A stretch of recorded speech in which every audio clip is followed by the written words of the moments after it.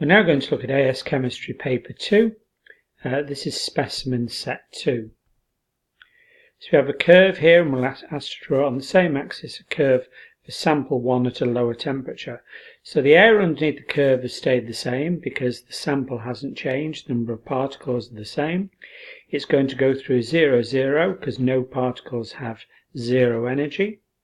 At a lower temperature, then the peak is going to be to the left, because the majority of the particles will have a lower energy at a lower temperature. So the peak is going to be somewhere here to the left of this one. It's going to end up coming underneath this curve. It's never going to touch the x-axis because there's always a number of particles with a very high energy, and it's going to go underneath this other curve. So it's going to go into that little space here.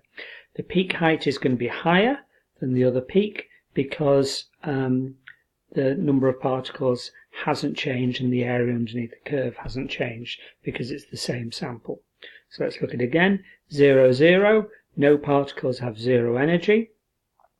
The peak is to the left because the majority of the particles have a lower energy because it's a lower temperature.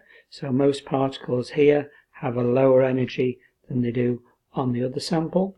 And it always goes underneath the other curve because there's fewer particles with a higher energy, although there are some, hence it being above the x-axis.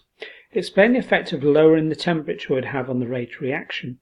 So lowering the temperature gives particles less energy. More importantly, fewer particles have the activation energy. That's the important thing. Activation energy is the minimum amount of energy that particles need to have for a reaction to occur.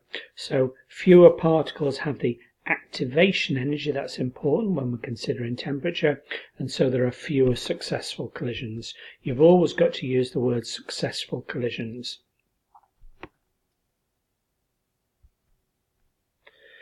Let's have a look at what's happened here. So deduce the change that was made.